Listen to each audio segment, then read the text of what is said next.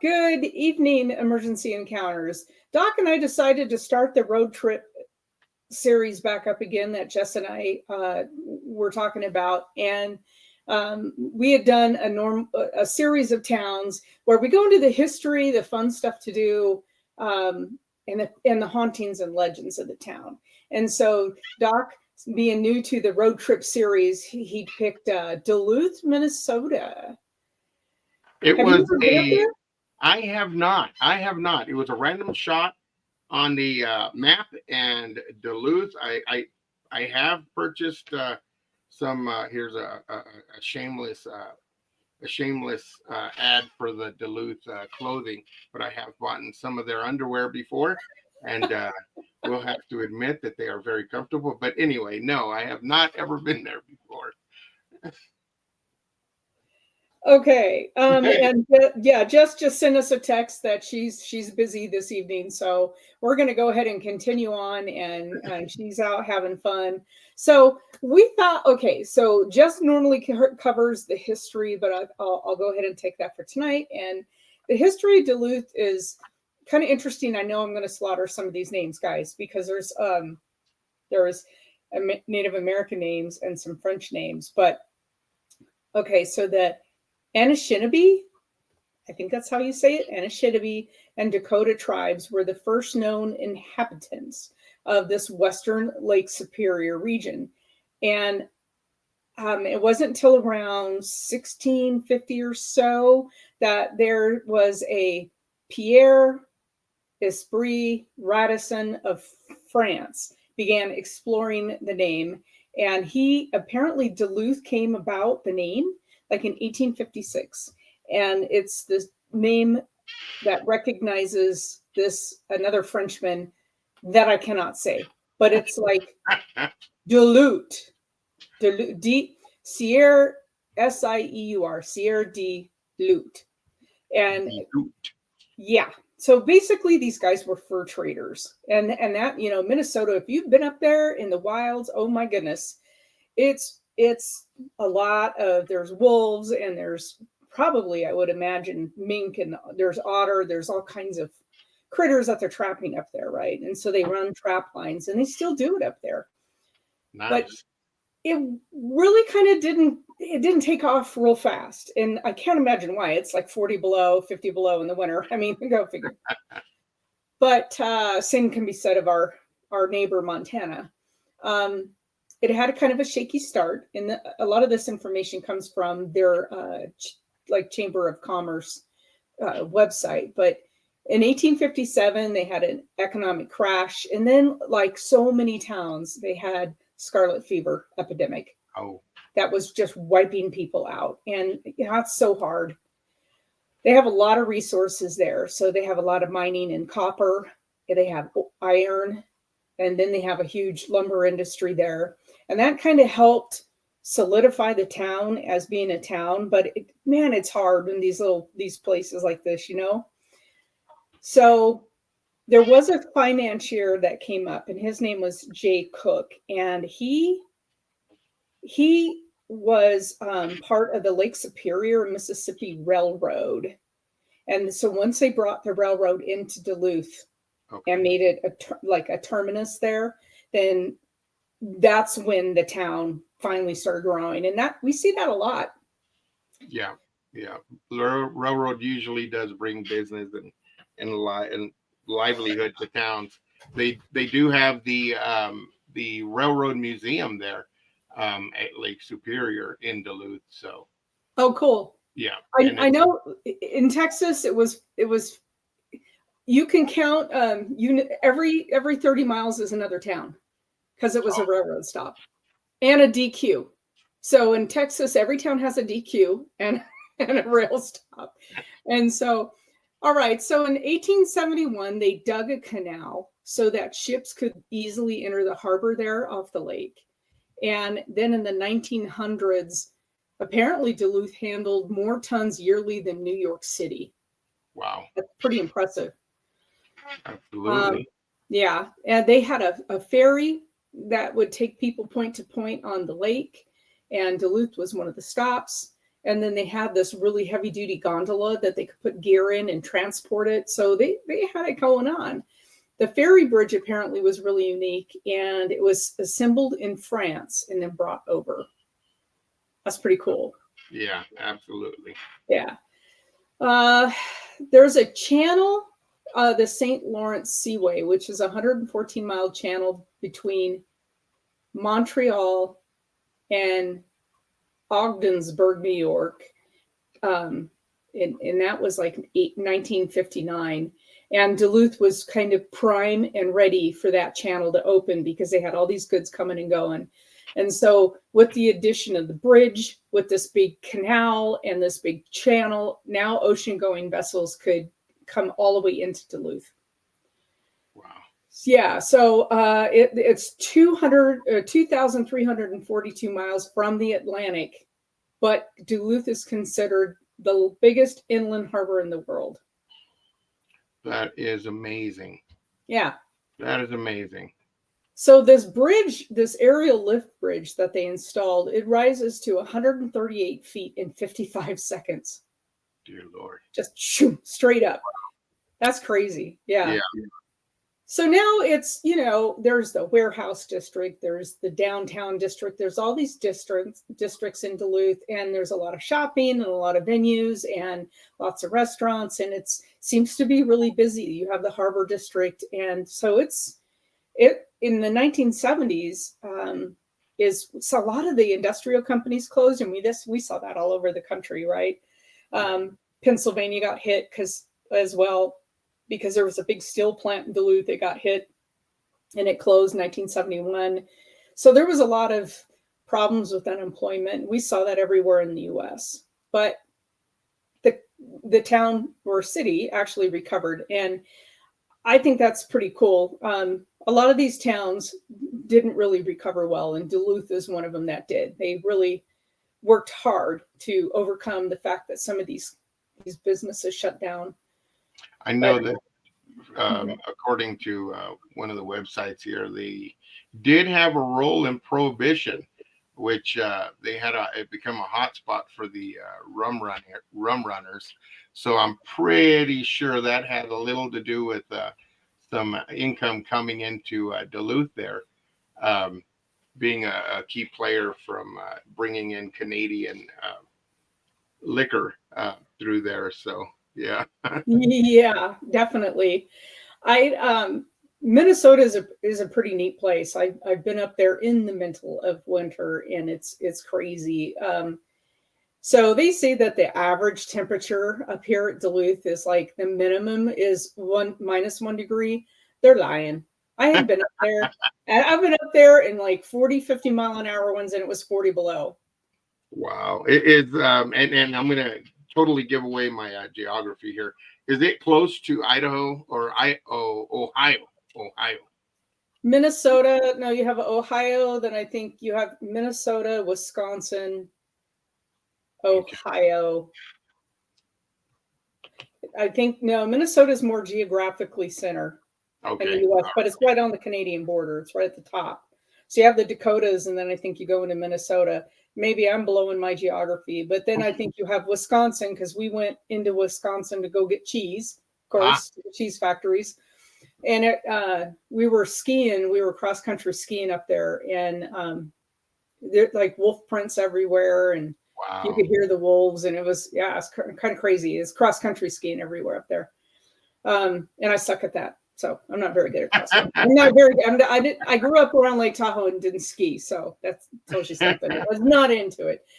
Anyway, they do say that the minimum temperature is -1.2, and like I said, how cold it is. I remember at my friend's farm, he told me, he goes, just stick your hand outside with a mug of beer, okay? Because we all have that Midwest accent. So I stuck my beer out the door, and then he goes, okay, that's enough. Bring it in. And I brought it in. It was frozen solid.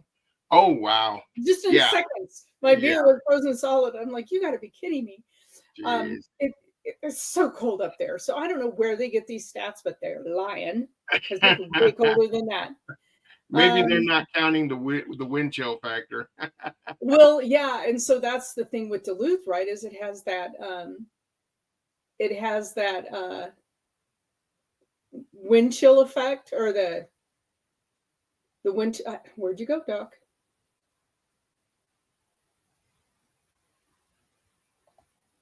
Hey, Doc.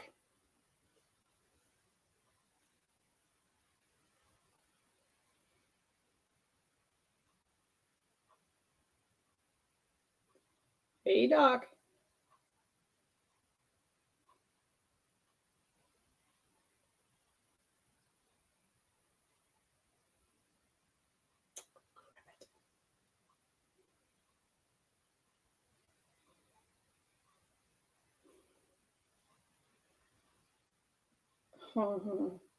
Hey, Doc, go back out and come back in.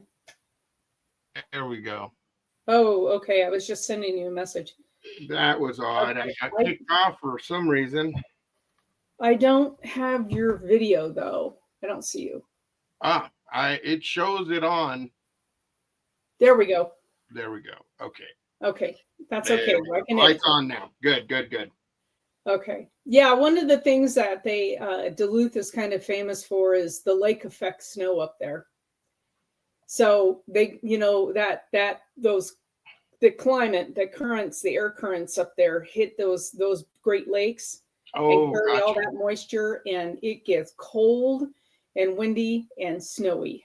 And again, I brought up Ohio because I went over there for a visit during the wintertime. I think it was early February, and it's, I know I was off one of the Great Lakes, and that was one of the first times I had ever been around or been in a state that covers everything with snow.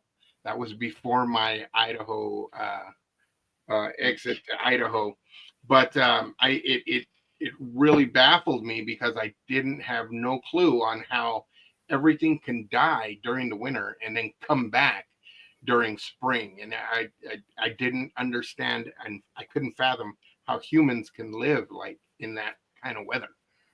Well, yeah, it is. I couldn't do it. I mean, it's too cold where we live now, and everybody keeps telling me, "Oh, this isn't bad." I'm like, really? Because we've hit 30 below in my here, and I know it's not common, but it's usually 10 below or 15 below we get. But yeah, it's cold. Oh yeah, it's cold. Yeah. There's no argument from me. This is the coldest I've ever been, except for that one trip. So I do have some facts, but I don't want to step on your toes. So why don't you go next? And if you don't have some of these, I'll fill them in. I don't have a lot of facts. I know that there was the birth of Greyhound bus line. Really? Happened in Duluth. Yes, it is the Greyhound bus line. They started back in 1914.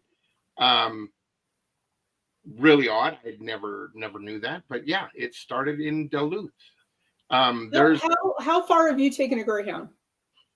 Myself, this was Greyhound trip was in California from San Diego back in the military to home. Just a couple of hours, never days. But again, this was back in the 80s, early 80s. Yeah, back in the 80s. Well, it's funny. So my friend and I, when we got out of high school, we took a Greyhound from Sacramento to Lexington, Kentucky. Oh, holy crap! Yeah, that was the longest ride. It was days and nights and days and nights, and the comings and goings of people, and we were always there. And it was like, we're just never going to get there. We're just never going to get there. But it was. We met some characters, some of which I have never to this day forgotten, and we were 16 years old. It's funny. I know that even just on that little trip, there was this guy, and I never forgot him. A guy sitting in front of me had 2 bottles of whiskey, one in his coat and one on this side. One of them was empty. I remember him getting on. I say he blacked out within about 45 minutes of the trip, and yeah, it was interesting. You know, the restroom was just up on the back of the bus, but he never made it there once. But Oh boy. yeah, Oh, it was an interesting trip. yeah. What else did you find out? I found out there is a legend of the Duluth moose. It's local lore. I guess this moose is called Tycho. He's roamed the streets of Duluth from the early 1900s. Oh wow. And apparently he's like a local celebrity there. Um, then let's see. There was another one that I'm going to step a little bit on your toes here. Hold on. Not this one, but this is an interesting one. There was the first freshwater shark attack, allegedly, in Duluth. Really? Yep. It's a local tale. And apparently it happened. It didn't give the date, but it's a city's maritime lore. They talk about that, I guess, in the shipping yard. There was, hold on, there was another one that I found. Duluth haunted ship. Did you hear about that one? The William A. Irvine. The Irvine, yeah. Yeah. Is that one that you're gonna No, talk go about? ahead and do it. You can go ahead and do that one. All right. The SS William A. Irvine, a retired ore carrier, I guess, and now serving as a museum, is rumored to be haunted. It supposedly transforms into a haunted ship during October, I guess, and they allow thrill seekers to go through there, which I think would be awesome to go visit. And they say you can encounter ghosts in there. Well, have you ever been on the Star of India? I think that's the one in San Diego. Yes.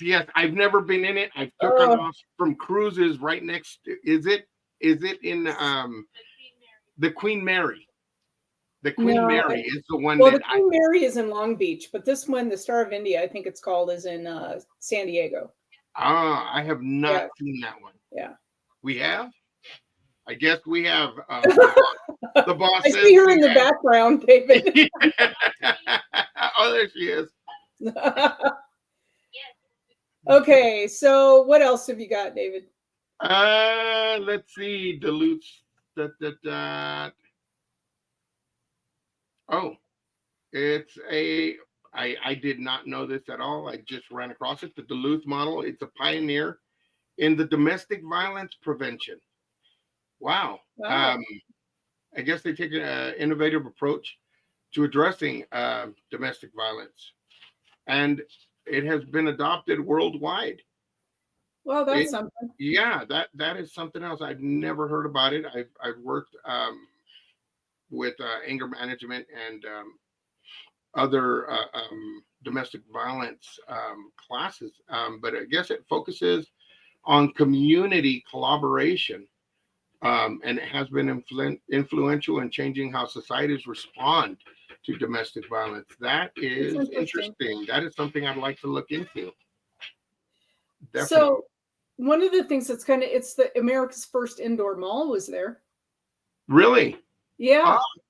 That's pretty cool. It was in 1915. It was called opened in the Lakeview store. And it was innovative for its time. It was the first one, right? Where you could walk inside and you have all the shops.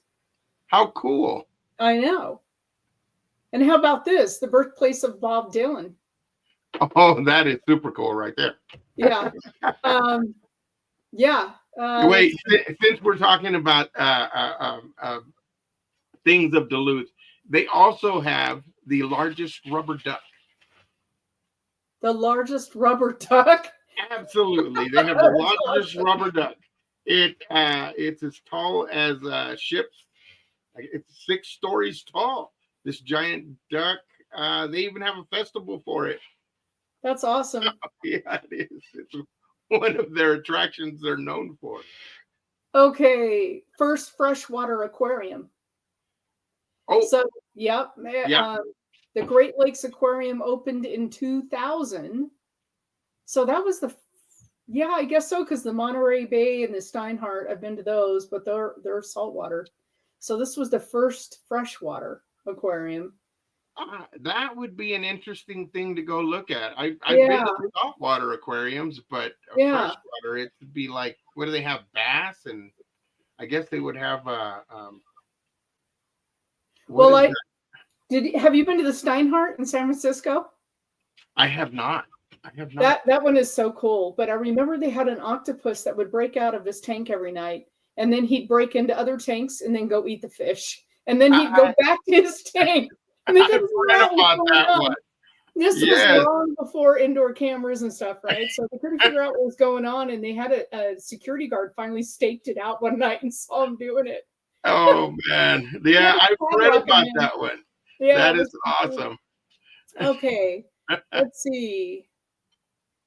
What else is there up there? The Skyline Parkway, which is an area where you can go and you can look. It's a scenic drive area, and it overlooks like Lake Superior in the city, and I bet that's really pretty. Yeah. What else do you have? You looked into some fun things to do, right? I did not. I did not do them this time. Okay. Let's see. That is pretty much what I have. Okay. Moose, yeah. That is the extent. Moose, that's pretty cool. Let's see. Yeah. So they have a few outdoor attractions and stuff like that, but let's look at some of the experiences there. You talked a little bit about they have what the train museum or something? The Lake Superior Railroad Museum. The Railroad Museum. Okay. And then Lake Superior Zoo. They still have the aerial lift bridge. And the William A. Irvine Museum. I didn't know it was a museum. Nice. Yeah, and like you said, you were talking about Duluth Trading Company, right? The Duluth underwear. That's okay. Yeah. That's pretty funny. I don't know if you guys have seen the ads, but they're pretty funny. Okay. Yeah, they are. So how about the Happy Hooker Charter? I did. And it's a fishing charter company called the Happy Hooker Charter. Oh, okay. I was going to say I've never partaken, but I thought it was awesome. They have the Great Lakes Aquarium, and I like to go through some of these things. One of the ones that looked pretty interesting to me. What is this one? It's the Gales of November, but I'm not sure. Yeah, they don't have much on it. I do have some of the hauntings, but I wanted to go over some of the stuff that you can do in Duluth first. And if you're from Duluth, leave us a comment. Like, what is your favorite thing? But this would be mine. It's Beaver Air Tours. So there are these Beaver airplanes are these beautiful float planes that you can take with these big radial engines, and they're gorgeous. And you can do air tours all over the Lake Country. And cool. Yeah, so that would be my number one top thing that I would have to do, followed by, of course, any ghost hunter stuff. But they do have, in the wintertime, it's beautiful. It looks absolutely beautiful. They have this thing called the Bentley View Tour of Lights. And they light up this whole area right on the water. And it's just like Christmas scenes and all this different stuff. How amazing. It's really, really pretty. That would be really pretty to see. Absolutely. They have a lot of brewing companies, which is I'm all up for. They have a lot of kayaking up there in the water, not only just the lake, but the waterways around the lake. And it looks like lots of fishing charters. Yes. And they have a really cool theater called the Duluth Playhouse. That would be fun. A children's museum and farmers markets and stuff like that. So it sounds like it's a pretty happening place. It sounds kind of family and pretty fun. So one of the things I was going to talk about is some of the hauntings that's in Duluth, and this one is called the Glen Sheen Mansion, And it's a historic mansion. It's 39 rooms, and it's pretty popular. I think it would be really cool. And apparently, it's one of the most notoriously haunted homes in that area of Minnesota. It's very, very haunted. And remember, peeps, that hauntings don't necessarily mean bad. It's just haunted. It's energy is left there. That somebody's lingering. So, in 1977, though, Elizabeth Congdon was found dead in her bedroom, and she'd been smothered with a pillow. Oh. Yeah, her nurse found her. Her nurse was named Velma, and her nurse Velma was found actually beaten to death outside her bedroom. Oh wow! So you have those two murders there. There were suspects and a conviction, and initially the suspects were believed to be Robert Caldwell, which was Congdon's son-in-law, and he was later convicted, and then Marjorie Congdon, which was Elizabeth's, the lady who was killed, her adopted daughter was also involved and faced charges of arson and fraud. So it looks like they were probably going after money or something, right? Yeah. That's yeah, it's crazy. It's crazy. Yeah. Since the murders, the mansion's been known for a lot of paranormal activity. So many visitors report unexplained occurrences. During tours, tour guides say that they have ghostly encounters constantly. And the mansion itself was built in 1908 and on the lake, right on Lake Superior. And so that's just, apparently there's a lot of different stuff there. There's a company in Duluth called Duluth Ghost Tours, and they do guided experiences all over the Canal Park area. And so they talk about the ghost ships, the hauntings, local tragedies. Those ghost tours are always so much fun to take. Yeah, they're one of my favorite things to do when I'm out and about.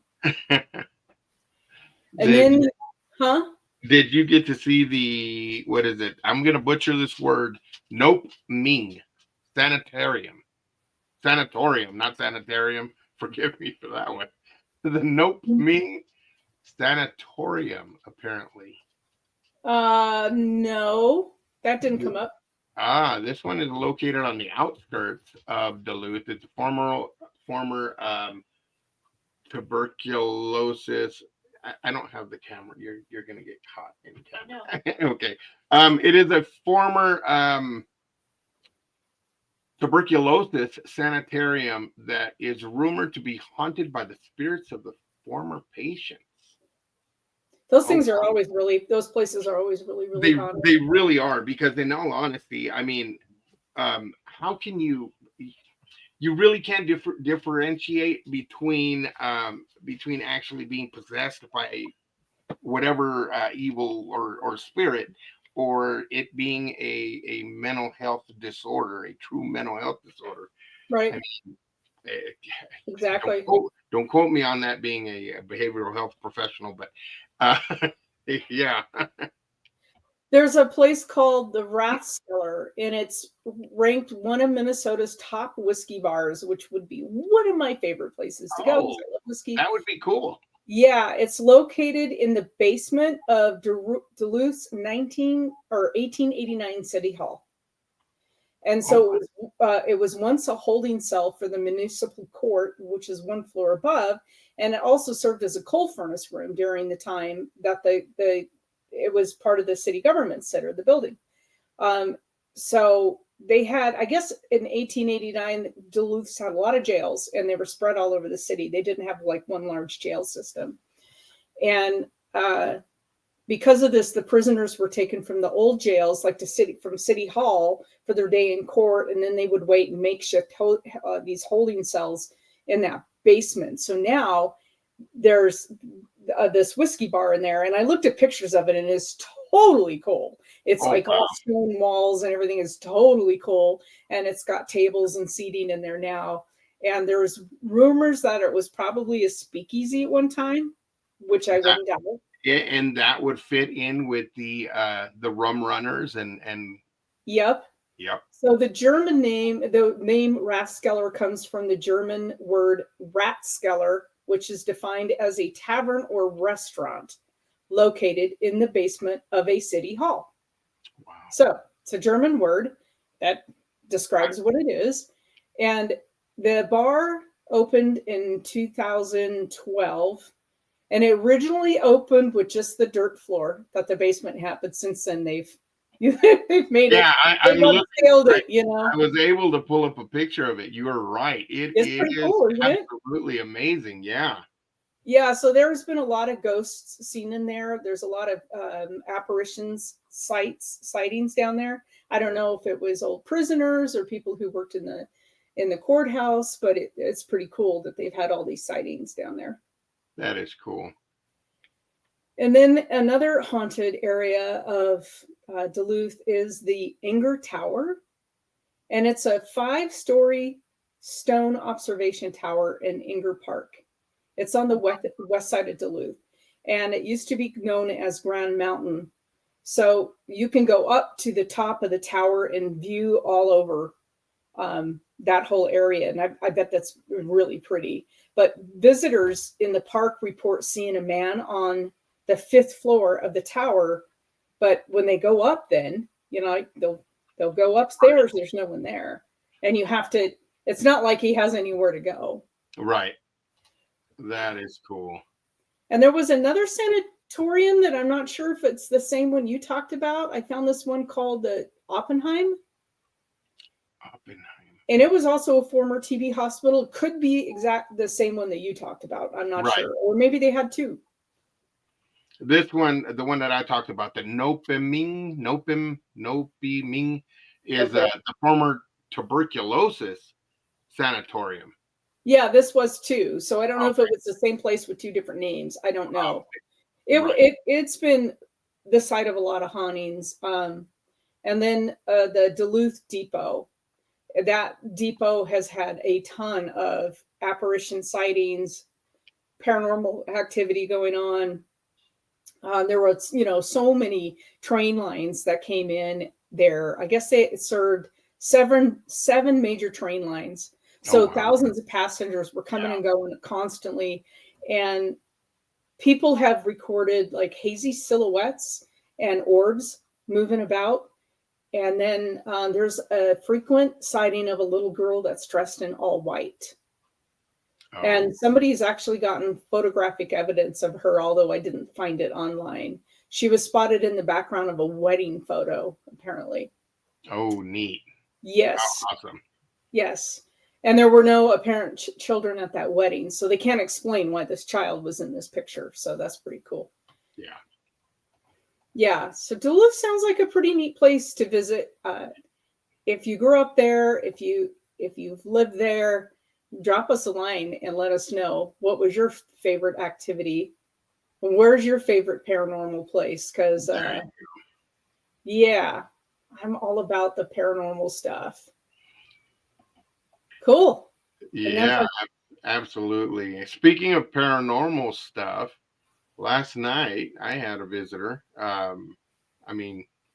Besides the regular person who lives in my house. But that maybe that's a story for a different show. But it was interesting. I had to run him out of my bedroom last night. Really? Yeah. Well, if you want to spill the beans, you can do it right here. He was in there. He came in, and normally he never comes into the bedroom. He's always on the east side of the house, and you'll smell him smoking every once in a while, and we let him know, hey, stop smoking. But last night was the first time he came into the bedroom, and I smelled the cigarette smoke really, really thick, and I'm like, I sat up and I'm looking around, and he's standing next to the bed, and I guess he brought somebody to visit. Oh. Yeah, there was somebody else inside, and the dog immediately stood up and alerted and started growling, and I calmed Jasper down and let them know, hey guys, it's bedtime. Y'all got to get out of my bedroom, and had them leave the bedroom and shut the door. Not that that would stop them, but at least it would take out all the light, so where I'm not bothered by them. Yeah. And, yeah, but it was interesting. I know for a fact there was at least one new one that he brought into the bedroom. I'm not sure if it was one of those "come look at my human sleeping" or kind of thing, or but wow, that's nuts.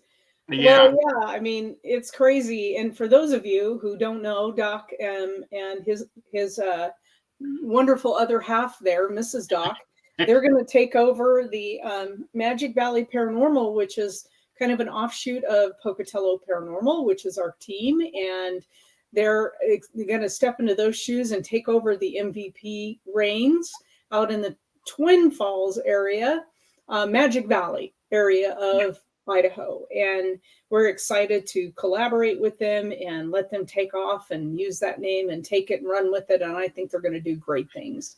I honestly believe that we are going to do great things as well. But yeah, it was interesting, and it's perfect timing.